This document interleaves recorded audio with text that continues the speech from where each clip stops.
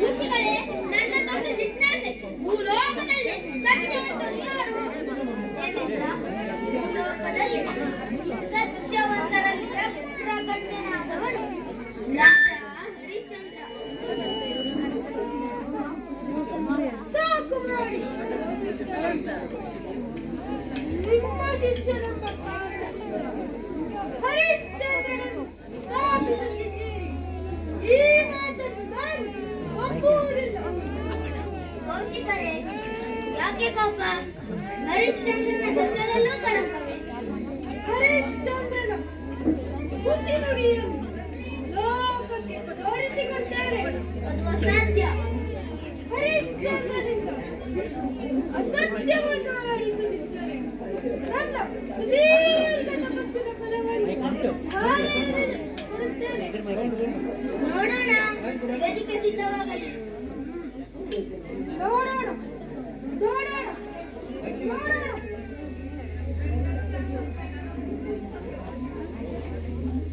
ಋಷಿಗಳಿಗೆ ನಾನಿತ್ತ ಪ್ರಶ್ನೆಗೆ ಈ ತಿರುವು ಬಂತೆ. ನೋಡೋಣ, ಶ್ರೀಹರಿಯನ್ನು ನೆನೆದು ಈ ಸಭೆಯನ್ನು ವಿಸರ್ಜಿಸೋಣ.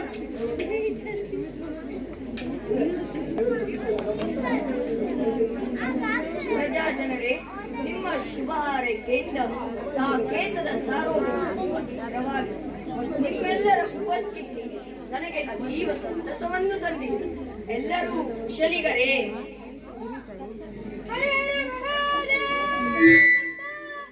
ತೇಜಸ್ವಿಗಳ ಆಗಮನ. ಬನ್ನಿ ಬನ್ನಿ ಬನ್ನಿ. ಸ್ವಾಮಿ, ಕುಳಿತುಕೊಳ್ಳಿ. ಪ್ರಣಾಮಗಳು. ಮಹಾಮಹಿಮರೇ, ನಿಮ್ಮ ಪಾದ ಸೇವೆಗೆ ನಾನು ಸದಾ ಸಿದ್ಧ. ಸಾಕು. ಸ್ವಾಮಿ, ತಮ್ಮ ಬರೋಣವನ್ನು ಕೇಳಬಹುದೇ? ರಾಜ, ನೀನು ಕಲಕಯಾಗವನ್ನು ಮಾಡಿದೆ. ನಮ್ಮ ಆಶ್ರಮ ನೆನಪಿಗೆ ಬರಲಿಲ್ಲವೇ? ಕ್ಷಮಿಸಿ, ನೀವು ಯಾಚಿಸುವ ಹೊನ್ನಿನ ರಾಶಿಯನ್ನು ಕ್ಷಣಾರ್ಧದಲ್ಲಿ ಒದಗಿಸುತ್ತೇನೆ. ಹಾಗಾದರೆ ಆನೆಯ ಮೇಲೆ ಆಳಪ್ಪನಿದ್ದು ಕವಡೆಯ ಹಾರಿಸಿದಾಗ ಎಷ್ಟು ಎತ್ತರ ಚಿಮ್ಮುತ್ತದೋ ಅಷ್ಟು ಎತ್ತರದ ಹೊನ್ನಿನ ರಾಶಿಯನ್ನು ಕೊಟ್ಟರೆ ಸಾಕು. ಇಷ್ಟೇ ತಾನೇ ದ್ರವ್ಯ ಸಿದ್ಧವಾಗಿದೆ. ನಿಮ್ಮ ಆಶ್ರಮಕ್ಕೆ ಕಳುಹಿಸಲೇ? ಸದ್ಯ ಇಲ್ಲೇ ಇರಲಿ, ಬೇಕಾದಾಗ ಕೊಡುವೆಯಂತೆ. ನಾನಿನ್ನು ಬರುತ್ತೇನೆ. ಪೂಜ್ಯರೇ, ಮತ್ತೆ ಬರೋಣವಾಗಲಿ. ಹರ ಹರ ಮಹಾದೇವ.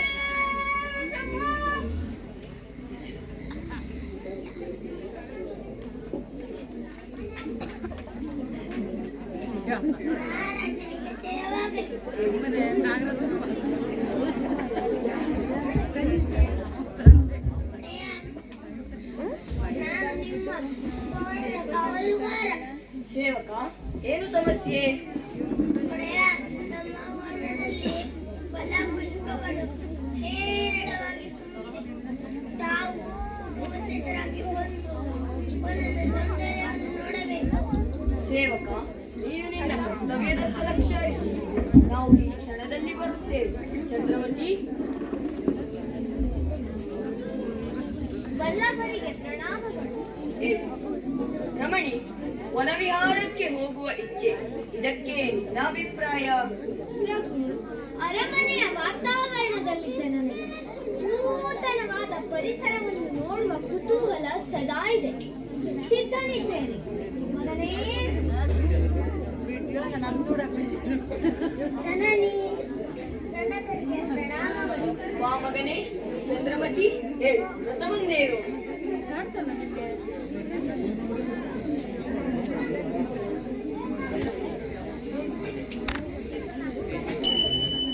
ಕಾಂತ, ಈ ಸ್ಥಳವು ಎಂಥ ಪ್ರಶಾಂತ. ಬೀಸುವ ಅರಳಿರುವ ಕುಸುಮಗಳ ಕಂಪು, ತುಂಬಿಗಳ ಜೇಂಕಾರಗಳು, ಇದೆಲ್ಲವನ್ನು ನೋಡಿ ಮುದಗೊಂಡಿದ್ದೇನೆ. ಈ ಸುಂದರ ತಾಣವನ್ನು ನೋಡುತ್ತಾ ಸ್ವಲ್ಪ ಕಾಲ ಇಲ್ಲೇ ವಿಶ್ರಮಿಸೋಣ.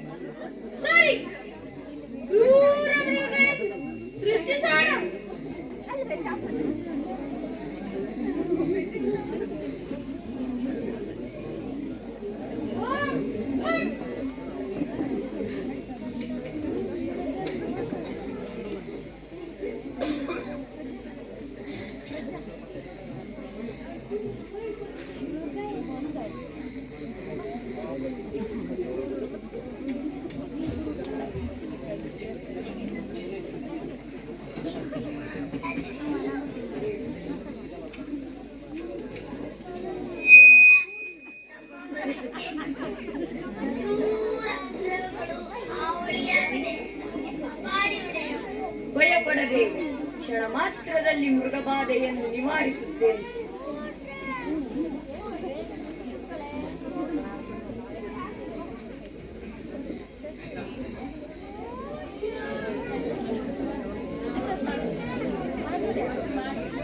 ಹರಿಶ್ಚಂದ್ರ ನನ್ನ ಕೈಯಲ್ಲಿ ಸಿಕ್ಕಿದ. ಇನ್ನು ಮುಂದೆ ಆಟ ಪ್ರಾರಂಭ. ಉಭಯ ಹೆಣ್ಣು ಮಕ್ಕಳ ಆವಿರ್ಭಾವ.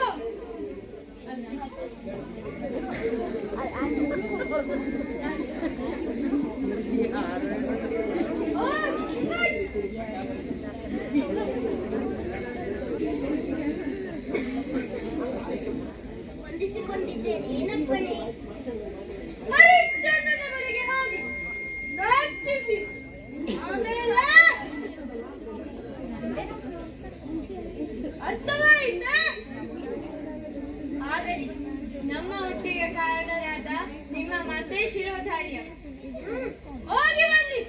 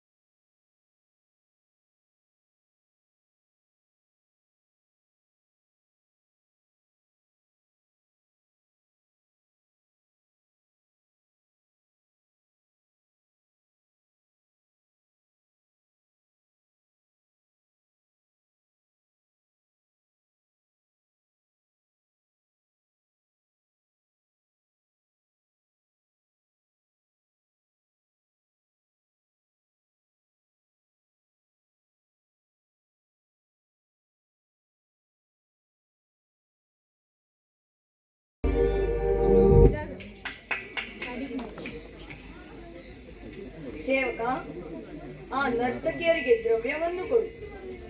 ನರ್ತಕಿಯರ ಮಹಾರಾಜರು ಹುಡುಗರೇ ಯಾರಿಗೆ ಬೇಕು ನಡೆಯಾಚೆ. ಮಹಾರಾಜ, ನಮ್ಮ ಗಾನ ನೃತ್ಯವನ್ನು ನೋಡಿ ನೀವು ಮೆಚ್ಚಿದ್ದಾದರೆ ನಮ್ಮನ್ನು ಮದುವೆಯಾಗಲೇಬೇಕು. ನಿಮ್ಮನ್ನು ನಾನು ಮದುವೆಯಾಗುವುದು ಅಸಾಧ್ಯ. ಹಾಗಾದರೆ ನಿಮ್ಮ ಶ್ವೇತ ಛತ್ರವನ್ನು. ಅಂತಹ ಅಮೂಲ್ಯವಾದ ವಸ್ತುವನ್ನು ನೀವು ಕೇಳಲೂಬಾರದು. ನಾನು ಅದನ್ನು ಕೊಡುವುದೂ ಇಲ್ಲ. ನೀವು ನಮ್ಮ ಗಂಡನಾಗಲೇಬೇಕು. ಸೇವಕ, ಇವರನ್ನು ಆ ಕಡೆ ನೂಕಿಸು.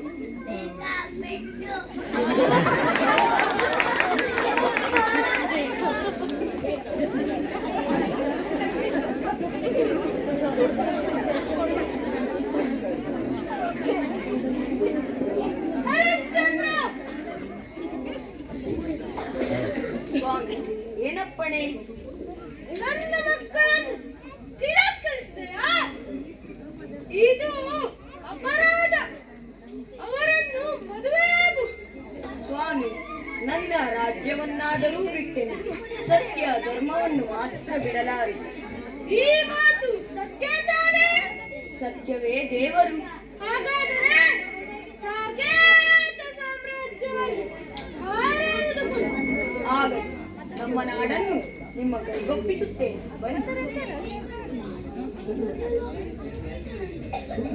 ನಮ್ಮ ಸಾಕೇತವನ್ನು ನಿಮ್ಮ ಕೈಗೊಪ್ಪಿಸುತ್ತೇನೆ.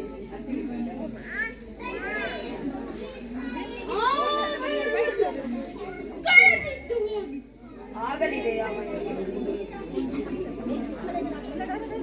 ನಕ್ಷತ್ರಿಕ ಇತ್ತಮ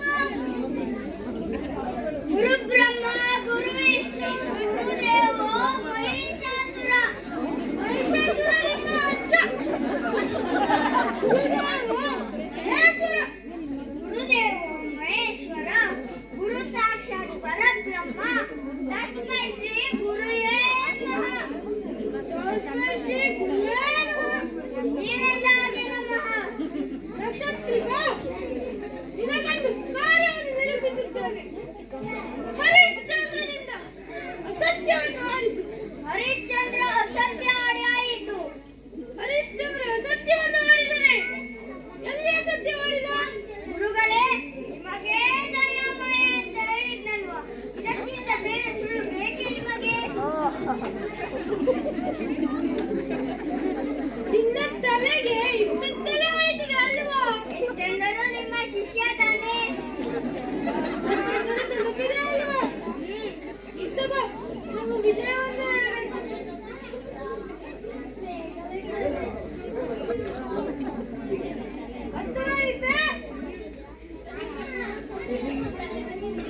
ಸ್ವಾಮಿ, ನಾವು ಹೊರಡುವುದಕ್ಕೆ ಅಪ್ಪಣೆಯಾಗಲಿ.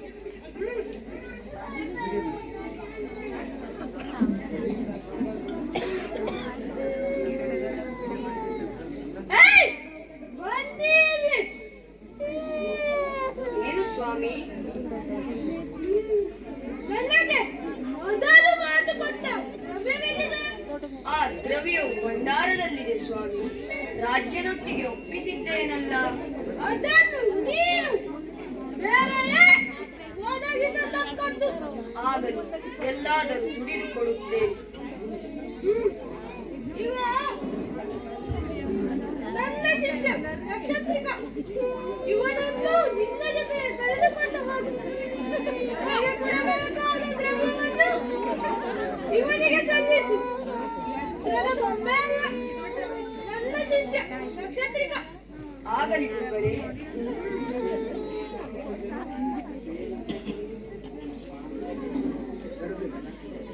ಪ್ರಜಾಜನರೇ, ಕೌಶಿಕರ ಆಶ್ರಯದಲ್ಲಿ ಸುಖವಾಗಿ ಬಾಳಿ ನಿಮ್ಮನ್ನು ಅಗಲುತ್ತಿದ್ದೇನೆ. ಸತ್ಯ ಪರಿಪಾಲಕರಾದ ನನ್ನ ಪ್ರಭುವಿನೊಂದಿಗೆ ಹಸುಗಂಧನನ್ನು ದಿಕ್ಕಿಲ್ಲದ ದಾರಿಯಂತ ಸಾಕ್ತೇವೆ. ಶುಭ ಹಾರೈಕೆಗಳು ಸದಾ ನಮ್ಮ ಮೇಲಿದೆ. ಸಾಕು ಸಾಕು ಪುರಾಣ, ಹೊರಡಿ ಇಲ್ಲಿಂದ.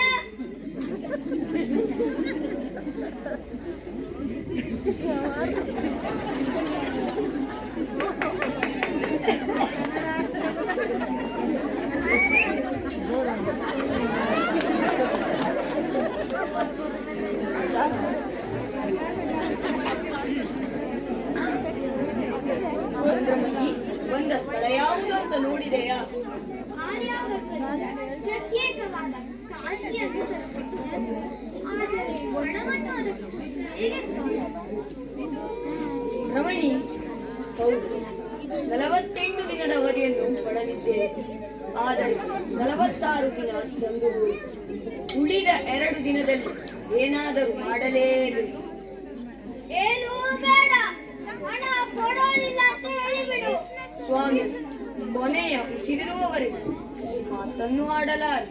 ರಮಣ, ಯೋಚಿಸಬೇಡ. ಇರುವುದೊಂದೇ ಮಾರ್ಗ.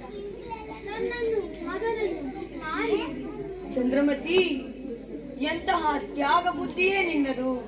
ಪತಿವ್ರತ ಶಿರೋಮಣಿಯಾದ ನಿನ್ನನ್ನು ಈ ಹಸುಗಂಧನನ್ನು ಮಾರುವುದೇ? ಸತ್ಯಸಂಧರಾದ ನಿಮ್ಮ ಸಾಂಗತ್ಯ ಜನ್ಮ ಜನ್ಮಾಂತರದ ಸುಕೃತವೇ ಸರಿ. ಆದರೆ ಸಹಧರ್ಮಿಣಿಯಾದ ನಾನು ಧರ್ಮ ಕಾರ್ಯದಲ್ಲಿ ಪಾಲುದಾರಳಾಗಲೇಬೇಕು. ಮನಸ್ಸಿನ ಶಂಕೆಯನ್ನು ಬಿಡು. ನನ್ನನ್ನು ಮಗನನ್ನು ವಿಕ್ರಯಿಸಿ. ಆಗಲಿ, ದೈವೇಚ್ಛೆ.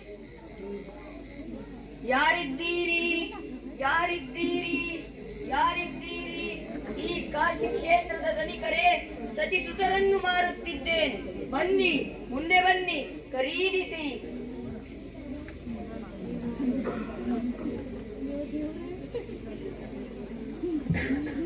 ಯಾರೋ ಏನೋ? ವಿಪ್ರರೇ, ಇವರನ್ನೂ ಮಾರುತ್ತಿದ್ದೇನೆ. ಅಯ್ಯ, ನಿನ್ನ ಹೆಂಡತಿಯನ್ನು ಮಗನನ್ನು ನಾನು ಖರೀದಿಸುತ್ತೇನೆ. ನನಗೂ ಮನೆ ಕೆಲಸಕ್ಕೆ ಜನ ಬೇಕು. ಪಾತ್ರೆ ತೊಳೆಯಬೇಕು, ಬಟ್ಟೆ ಒಗೆಯಬೇಕು, ಅಡುಗೆ ಮಾಡಬೇಕು, ಮನೆಯನ್ನು ಸ್ವಚ್ಛವಾಗಿಡಬೇಕು. ಒಟ್ಟಿನಲ್ಲಿ ಒಂದೇ ಮಾತಿನಿಂದ ಹೇಳುವುದಾದರೆ ನನ್ನ ಹೆಂಡತಿ ಹೇಳಿದ ಕೆಲಸವನ್ನು ಮಾಡಬೇಕು. ಅವಳ ಮಾತಿಗೆ ಪ್ರತಿ ಮಾತಾಡದೆ ಶ್ರದ್ಧೆಯಿಂದ ಮಾಡಬೇಕು. ಅಂದ ಹಾಗೆ ಹಣ ಎಷ್ಟು ಅಂತ ಹೇಳಿದೆ? ವಿಪ್ರರೇ, ಕೌಶಿಕರಿಗೆ ಕೊಡುವುದಕ್ಕೆ ಹಣ ಬೇಕು. ಅದನ್ನು ನೀವು ಕೊಟ್ಟರೆ? ಅಯ್ಯ, ನಾನು ಇವರಿಗೆ ಕೊಟ್ಟುವ ಮೌಲ್ಯ ಇವಳಿಗೆ 20, ಈ ಚಿಕ್ಕ ಬಾಲಕನಿಗೆ 20, ಒಟ್ಟು 40,000. ಇದು ನಿನಗೆ ಒಪ್ಪಿಗೆಯೇ? ಆಗಲಿ ಸ್ವಾಮಿ.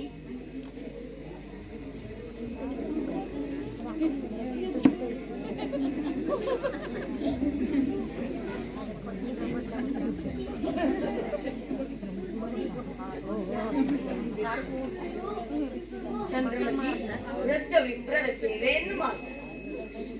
ಮಗನೇ, ಬ್ರಾಹ್ಮಣರು ಹೇಳಿದ ಕೆಲಸವನ್ನು ಮಾಡಿ ಕೃತಾರ್ಥನಾಗು. ಜನಕ, ನೀವು ಮತ್ತೆ ನಮ್ಮನ್ನು ಕಾಡುವುದಿಲ್ಲ. ಋಣವಿದ್ದರೆ ಬಂದೇನು ಮಗು. 12 ವರ್ಷ ಬಾರದೆ ಹೋದರೆ ನನ್ನ ಹೆಸರನ್ನು ಹೇಳಿ ಕಾಗೆಗೆ ಒಂದು ಮುಷ್ಟಿ ಅನ್ನವನ್ನು ಹಾಕಿಬಿಟ್ಟು. ಪ್ರಭು ಹೋಗಿ ಬರಲೇ? ವಿಪ್ರರೇ, ನಾನೊಬ್ಬಳು ನನ್ನನ್ನು ಮರ್ಯಾದೆಯ ಚೌಕಟ್ಟಿನಲ್ಲಿ ನಡೆಸಿಕೊಂಡು ಆಗಲೇ ವಯಸ್ಸಿನಲ್ಲಿ ನೀನು ನನ್ನ ಮಗಳ ಸಮಾನ ವಯಸ್ಕಳಾಗಿರುವೆ. ನಿನ್ನ ಮರ್ಯಾದೆಯನ್ನು ಮೀರದಿರುವ ನಿನ್ನ ಮರ್ಯಾದೆಯನ್ನು ಕಾಯುವಂತೆ ನಡೆಸಿಕೊಳ್ಳುತ್ತೇನೆ. ಆದರೆ ಹೇಳಿದ ಕೆಲಸವನ್ನು ಮಾಡದೆ ಹೋದರೆ ಶಿಕ್ಷೆ ಖಂಡಿತ. ಈಗ ನಿನ್ನ ಮಗನನ್ನು ಕರೆದುಕೊಂಡು ಬಾ.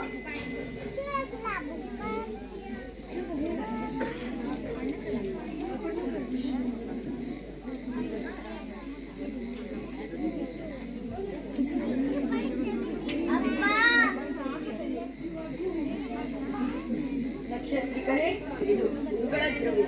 ಇದು ನನ್ನ ಸಂಬಳ ಆಯಿತು. ಗುರುಗಳ ಹಣ ಬೇರೆಯೇ ಕೊಡು. ಸ್ವಾಮಿ, ಸ್ವಲ್ಪ ತಾಳಿ ಬರ್ತೇನೆ. ಇರುವುದು ಒಂದೇ ದಾರಿ, ನನ್ನನ್ನೇ ಮಾರಿಕೊಡ್ತೇನೆ. ಯಾರಿದ್ದೀರಿ? ಯಾರಿದ್ದೀರಿ? ಯಾರಿದ್ದೀರಿ? ಶ್ರೀಮಂತರು ಕ್ರಯ ಕೊಟ್ಟು ನನ್ನನ್ನು ಖರೀದಿಸಿ ಬನ್ನಿ. ರಾಜಾನುಭಾವ್, ನಾನು ವೀರವಾಗಿದ್ದೇನೆ. ನೀನು ಯಾವ ಕೆಲಸವನ್ನು ಮಾಡುತ್ತೀಯಾ?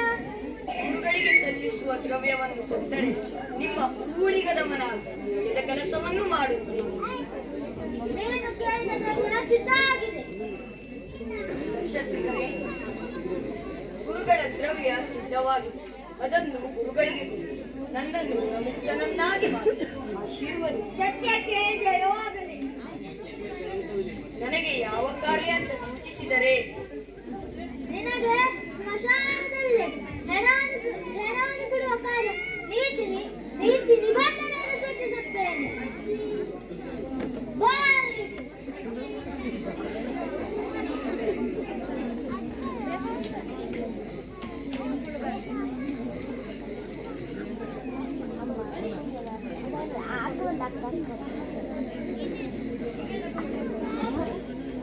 ಕಟ್ಟಿಗೆ ತರಲು ಹೋಗಲಿಲ್ಲವೇ?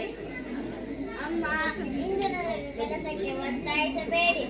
ದಿನವೂ ಕಟ್ಟಿಗೆಯನ್ನು ಹೊತ್ತು ಮೈಯೆಲ್ಲ ಸ್ನಾನಕ್ಕೆ ಬಿಸಿ ನೀರು ಇಲ್ಲ, ನೆಟ್ಟಿಗೆ ಎಣ್ಣೆ ಇಲ್ಲ. ನಿಮ್ಮನ್ನು ಯಾಕೆ ಹೋಗಲಾರೆ? ಹಠ ಮಾಡಬೇಡ. ಬೆಟ್ಟಕ್ಕೆ ಹೋಗಿ ಸಾಯಂಕಾಲದೊಳಗೆ ಬಾ. ಅಮ್ಮ, ತಂದೆ ಯಾವಾಗ ಬರುತ್ತಾರೆ? ನಿನ್ನ ತಂದೆ ಬರುತ್ತಾರೆ. ಈಗ ಹೋಗಿ ಬೇಕಂತ.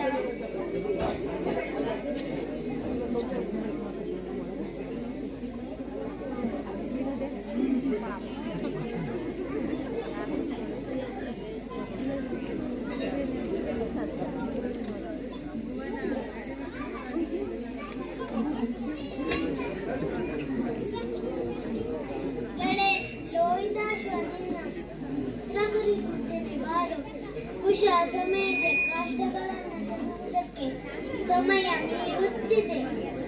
ಅಡವಿಗೆ ಹೋಗೋಣ, ಬೇಗ ಬಾರೋ. ಸ್ನೇಹಿತ ಕರೆಯುತ್ತಿದ್ದಾನೆ, ಹೋಗಿ ಬಾ ಕಂದ.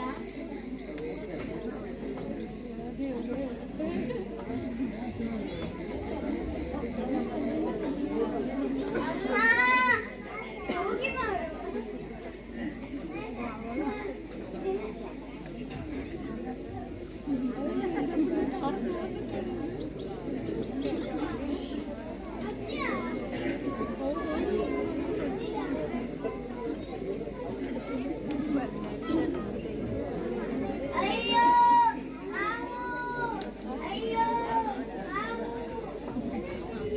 ಅಯ್ಯಯ್ಯೋ, ಲೋಹಿತನಿಗೆ ಹಾವು ಗುಚ್ಚಿದೆ. ಈಗ ನಾನು ಏನು ಮಾಡಲಿ? ಈ ವಿಷಯವನ್ನು ಅಮ್ಮನ ಬಳಿ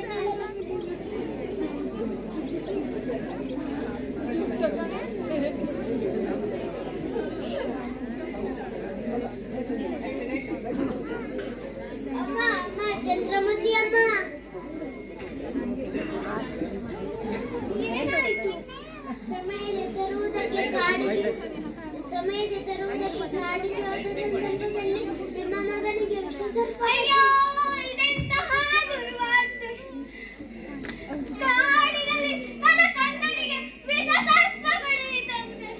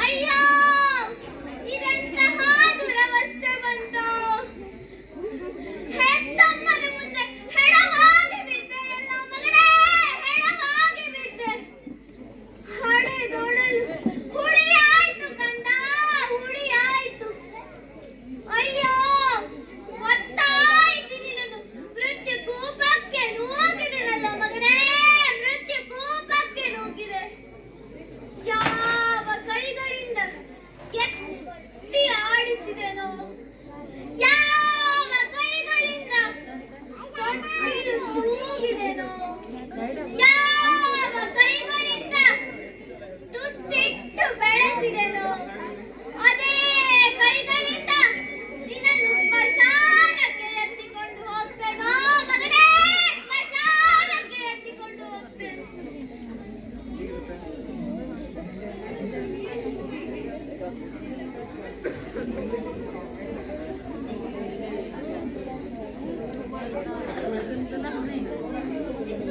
ಹುಟ್ಟಿದಂತಹ ಮನುಷ್ಯ ಒಂದಲ್ಲ ಒಂದು ದಿನ ಸುಡುಗಾಡನ್ನು ಸೇರಲೇಬೇಕು. ಮಸಣದ ಕೆಲಸಗಾರ ಆಗಲಿ, ಕರ್ತವ್ಯವೇ ದೇವರು, ನಿಷ್ಠೆಯಿಂದ ಮಾಡುತ್ತೇವೆ.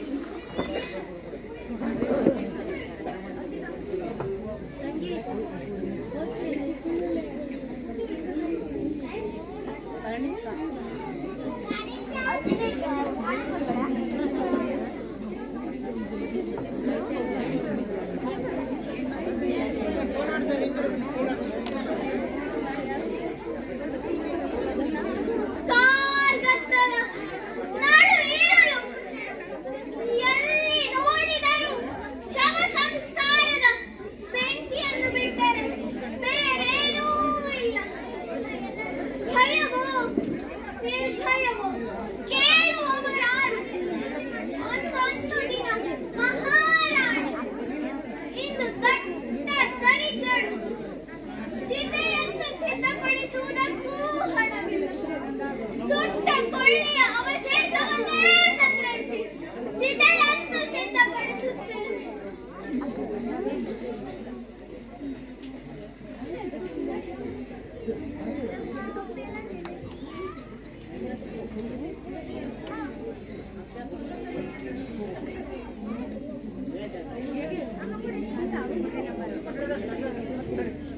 ಇನ್ನೊಂದು ಜನ್ಮವಿದ್ದರೆ ನನ್ನ ಮಗನಾಗಿ ಹುಟ್ಟಿ ಬಾ ಕಂದ, ಮಗನಾಗಿ ಹುಟ್ಟಿ ಬಾ.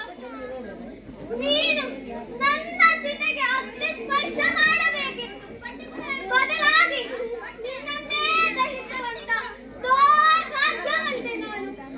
ಕ್ಷಮಿಸು ಮಗನೇ, ಕ್ಷಮಿಸು. ಕ್ಷಮಿಸು ಮಗನೇ, ಕ್ಷಮಿಸು. ಎಲ್ಲ ಹೆಣ್ಣೆ, ನನ್ನ ಅಪ್ಪಣೆ ಇಲ್ಲದೆ ಹಣವನ್ನು ಕೊಡದೆ ಹೆಣವನ್ನು ಸುಡುವುದಕ್ಕೆ ಮುಂದಾಗಿದ್ದೀಯಾ? ಎಳೆದು ಬಿಸಾಡುತ್ತೇನೆ. ಅಯ್ಯ ಪುಣ್ಯಾತ್ಮ, ನಾನೊಬ್ಬಳು ಕೊಡದೆ ಮಗನ ಶವವನ್ನು ಮುಚ್ಚುವುದಕ್ಕೂ ಶ್ವೇತ ವಸ್ತ್ರವಿಲ್ಲದೆ ನನ್ನ ಸೆರಗನ್ನೇ ಹೊದಸಿ ತಂದಿದ್ದೇನೆ. ನಿನ್ನ ಮಗನೆಂದೇ ತಿಳಿದಾದರೂ ಸುಡುವುದಕ್ಕೆ ಅನುಮತಿ ಕೊಡಯ್ಯ. ನನ್ನ ಮಗನೆಂದು ಹೆಣದ ಅಕ್ಕಿ, ಹೆಣದ ಬಟ್ಟೆ ಅದು ನನಗೆ ಸಲ್ಲಬೇಕಾದದು, ಅದನ್ನೂ ನಾ ಬಿಟ್ಟೆ. ಆದರೆ ಒಡೆಯನಿಗೆ ಸಲ್ಲಬೇಕಾದ ಒಂದು ವರಾಹ ಒಂದು ಕೊಡು, ಹೆಣವನ್ನು ಸುಡು. ದಯಾಮಯನೇ, ಎಲ್ಲಿಯಾದರೂ ಸಂಗ್ರಹಿಸಿ ಕೊಡುತ್ತೇನೆ. ಇದು ಸಾಮಾನ್ಯ ಒಬ್ಬನ ಶವವಲ್ಲ, ಚಕ್ರವರ್ತಿಯಾಗಬೇಕಾದವನ ಶರೀರ. ಏನು? ಯಾರು ನೀನು? ಚಕ್ರವರ್ತಿಯ ಮಗನೇ, ಸ್ಪಷ್ಟವಾಗಿ ಹೇಳು. ಸಾಕೇತ ಸಾರ್ವಭೌಮ ಹರಿಶ್ಚಂದ್ರನ ಮಗ. ಉರಗವನ್ನು ಕಚ್ಚಿ ಮರಣವನ್ನಪ್ಪಿದ. ಚಂದ್ರಮತಿ, ಚಂದ್ರಮತಿ ಇದೇನು? ನಮ್ಮ ಕುಲದ ಕುಡಿ ಲೋಹಿತಾಶ್ವನೇ. ಅಯ್ಯೋ ಮಗನೇ, ತಂದೆಗೆ ಪಿಂಡವನ್ನಿಡಬೇಕಾದವನು ನೀನು. ಆದರೆ ನಿನಗೆ ಪಿಂಡ ಪ್ರದಾನ ಮಾಡುವ ದುರ್ಯೋಗ ಬಂತೆ. ವಿಶ್ವನಾಥ, ಅಷ್ಟು ಪ್ರಯೋಜನವಿಲ್ಲ. ಬೆಳಗಾಗುವುದರೊಳಗೆ ವಿಪ್ರರ ಮನೆಗೆ ಕೆಲಸಕ್ಕೆ ಹೋಗಬೇಕು. ನಾವಿಬ್ಬರೂ ಸೇರಿ ಮಗನ ಶವ ಸಂಸ್ಕಾರ ಮಾಡೋಣ. ಆಗದು. ವೀರ ಬಾವುಕನ ಆಜ್ಞೆ ಇದೆ. ಹೋಗು, ಬೇಡ, ಹಣವನ್ನು ತೆಗೆದುಕೊಂಡು ಬಾ. ಹಾಗೆ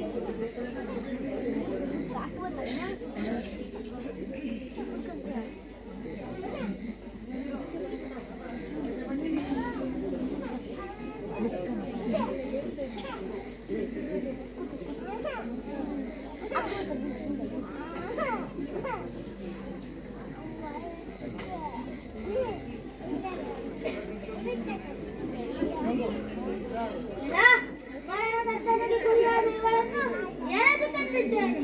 ರಾಜಾಜ್ಞೆಯಾಗಿದೆ. ಚಿರಾಂತ ಗೊತ್ತು. ಎಲ ಹೆಣ್ಣೆ, ಒಡೆಯನ ಆಜ್ಞೆ ಆಗಿದೆ. ನಿನ್ನ ಕತ್ತಿಗೆ ನನ್ನ ಕತ್ತಿ. ಸಾಯುವ ಮೊದಲು ಕೊನೆಯ ಆಸೆ ಇದ್ದರೆ ಹೇಳು. ಸತ್ತ ಮಗನಿಗೆ ಮುಕ್ತಿಯಾಗಲಿ, ವಿಶ್ವಾಮಿತ್ರರು ಸಂತುಷ್ಟರಾಗಲಿ, ಹರಿಶ್ಚಂದ್ರ ಸತ್ಯವಂತನಾಗಲಿ, ಇದೇ ನನ್ನ ಆಶಯ. ಚಂದ್ರಮತಿ, ಹಣಕ್ಕಾಗಿ ರಾಜಕುಮಾರನನ್ನು ಕೊಂದೆಯಾ? ಯಾವ ಪ್ರಶ್ನೆಗೂ ನಾನು ಉತ್ತರಿಸಲಾರೆ. ಸತ್ಯವು ಕಾಲಗರ್ಭದಲ್ಲಿ ಹುದುಗಿದೆ. ನೀನು ನಿರಪರಾಧಿ ಎಂಬುದು ನನ್ನ ಅಂತರಂಗಕ್ಕೆ ಗೊತ್ತು. ಆದರೆ ಒಡೆಯನ ಆಜ್ಞೆಯಾಗಿದೆ.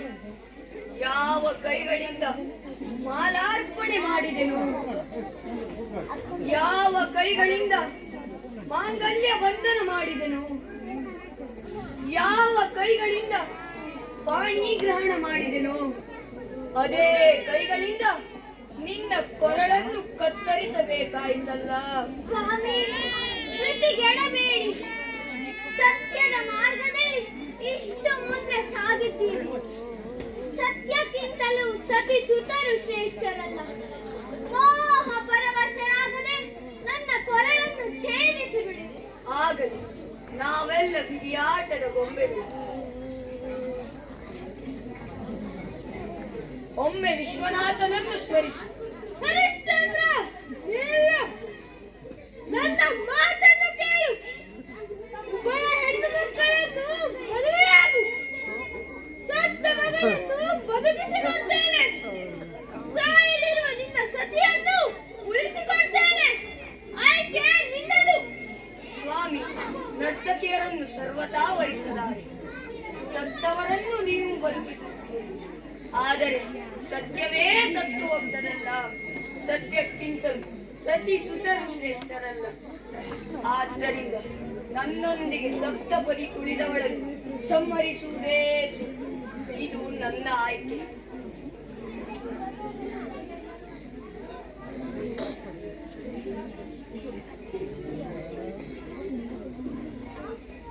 ರಾಜ, ಹುಡುಕಬೇಡಿ. ಹರಿಶ್ಚಂದ್ರ, ನೀನು ಪುಟಮಿಟ್ಟ ಬಂಗಾರದಂತೆ ಪರಿಶುದ್ಧನಾಗಿದ್ದೆ. ನಿನ್ನ ಸತಿಸುತರನ್ನು ಖರೀದಿಸಿದವರು ಮತ್ಯಾರೂ ಅಲ್ಲ, ಬ್ರಾಹ್ಮಣ ರೂಪದಲ್ಲಿರುವ ಅಗ್ನಿದೇವ. ನಿನ್ನ ಮಗನನ್ನು ಕಚ್ಚಿದವ ನನ್ನ ಬಂದ ಷಣ್ಮುಖ. ನಕ್ಷತ್ರಕನಾಗಿ ಬಂದವರು ಶನೇಶ್ವರ. ವೀರ ಬಾಪನಾಗಿ ಕಾಣಿಸಿಕೊಂಡವರು ಯಮದನ. ಪ್ರಸಾದವನ್ನು ಕಾದ ನಿನಗೆ ಯಜ್ಞ ಸಂರಕ್ಷಣೆಯ ಫಲವನ್ನು ನಡೆದ ವಿಧಿಯನ್ನು ಸೇವಿಸಿದ ಕಾರಣ ಚಾಂದ್ರಾಯಣದ ಫಲ. ಕೌಶಿಕರೊಟ್ಟಿಗೆ ನಿನ್ನ ಸತ್ತ ಪರೀಕ್ಷೆಯನ್ನು ಮಾಡಿದವರು ಇವರೊಟ್ಟಿನ ಪರೀಕ್ಷೆಯಲ್ಲಿ ಉತ್ತೀರ್ಣನಾಗಿತ್ತು. ಸತ್ಯದ ಸಾಕ್ಷಾತ್ಕಾರ ನಿನಗಾಗಿ. ವಿಶ್ವನಾಥ, ನಿಮ್ಮ ದಿವ್ಯ ರೂಪವನ್ನು ನೋಡಿದ್ದು ಮಾತ್ರವಲ್ಲ, 33 ಕೋಟಿ ದೇವತೆಗಳನ್ನು ಕಂಡು ನನ್ನ ಜೀವನ ಸಾರ್ಥಕವಾಯಿತು. ಧನ್ಯರಾದ.